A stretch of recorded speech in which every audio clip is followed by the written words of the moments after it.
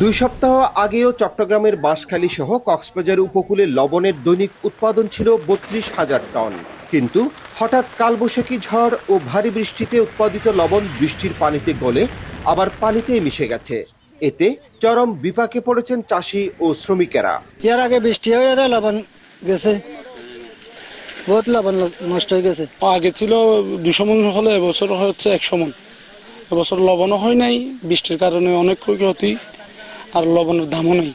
আদার বিভিন্ন খরচ আর লেবার খরচ সব মিলাই গেলে ওই লবণের দাম তো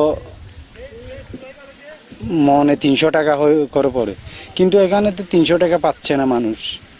বাংলাদেশ ক্ষুদ্র ও কুটির শিল্প কর্পোরেশন বিসিকের তথ্য মতে বৃষ্টির কারণে প্রায় 2 সপ্তাহ বন্ধ থাকায় উৎপাদন ব্যাহত হয়েছে প্রায় 3,75,000 টন। তবে টানা 2 থেকে 3 সপ্তাহ আবহাওয়া অনুকূলে থাকলে চলতি মৌসুমের উৎপাদন লক্ষ্যমাত্রা অর্জন সম্ভব হবে বলে জানান বিসিকের এই কর্মকর্তা। এখানে যেটা আমাদের ক্ষতি হয়েছে সেটা হচ্ছে আমাদের মূলত প্রোডাকশনটা লস হয়েছে।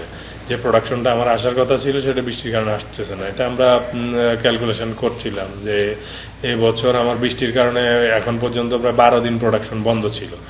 আমি যদি এখন অ্যাভারেজ হিসেব করি সেক্ষেত্রে আমার পার ডে 25,000 মেট্রিক টন উৎপাদন হওয়ার কথা, সেখানে অ্যাভারেজ হিসাব করলে আমরা প্রায় 3 লাখ মেট্রিক টন লবণ কিন্তু আমার কম উৎপাদন হয়েছে শুধুমাত্র বৃষ্টির কারণে। চলতি মৌসুমে কক্সবাজার সদর, কুতুবদিয়া, মহেশখালী, পেকুয়া, চকরিয়া, ঈদগাঁ, টেকনাফ ও চট্টগ্রামের বাঁশখালী উপজেলায় ৬৭,৯৯৮ একর জমিতে লবণের চাষ হয়েছে। 15ই নভেম্বর থেকে 15 মে পর্যন্ত 6 মাস লবণ মৌসুম।